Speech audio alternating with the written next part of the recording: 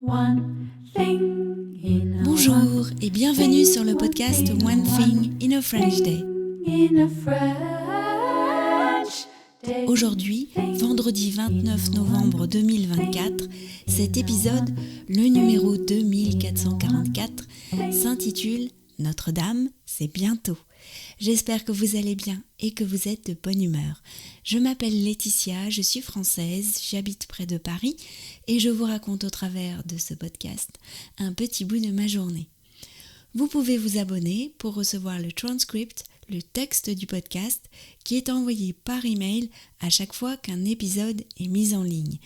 Il y a de nombreux avantages, parfois insoupçonnés, à recevoir le texte exact.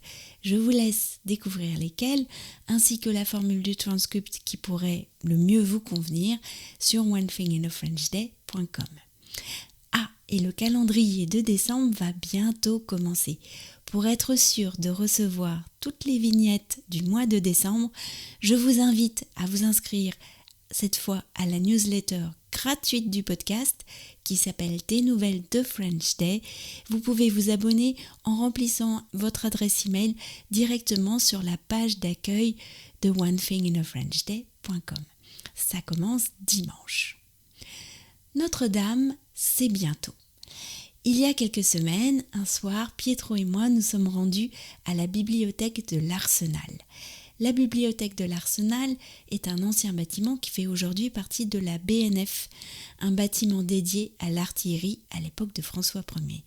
Il se situe tout près de la Bastille. Je nous avais inscrits à une conférence sur la nouvelle identité visuelle de Notre-Dame. C'était une conférence performance organisée par l'agence de création graphique C-Album, à qui a été confiée la nouvelle identité visuelle de la cathédrale. À ce sujet, la réouverture de Notre-Dame, c'est pour bientôt, le 8 décembre. D'après ce que j'ai compris, l'événement pourra être suivi à la télévision dans le monde entier. Alors, comment s'est passée cette conférence performance ? Eh bien, nous avons été répartis en groupes dès notre arrivée. Puis, au premier étage du bâtiment, nous sommes entrés dans une grande salle de bibliothèque avec des rangées de livres au mur et des vitrines. Il y avait de grandes tables sur lesquelles étaient déposés d'immenses albums. On nous a expliqué le principe.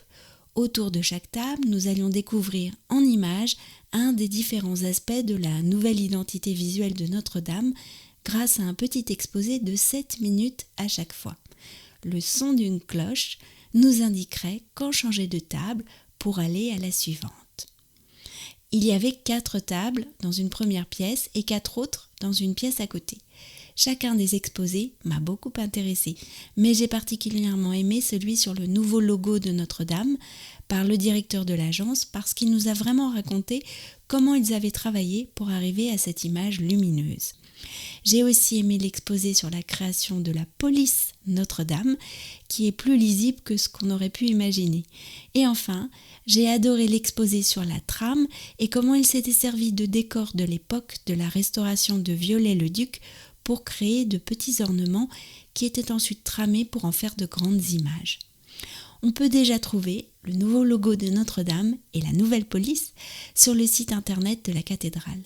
Et c'est vrai que tous ces détails de police, de logo, d'ornements, etc., cela compte dans l'expérience que nous vivons dans un lieu, surtout un lieu qui recevra beaucoup de monde.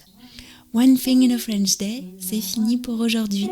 Je vous souhaite à tous de passer un très bon week-end. Je vous dis à dimanche pour le début du calendrier de Noël et sinon à lundi pour un nouvel épisode du podcast. À bientôt, au revoir.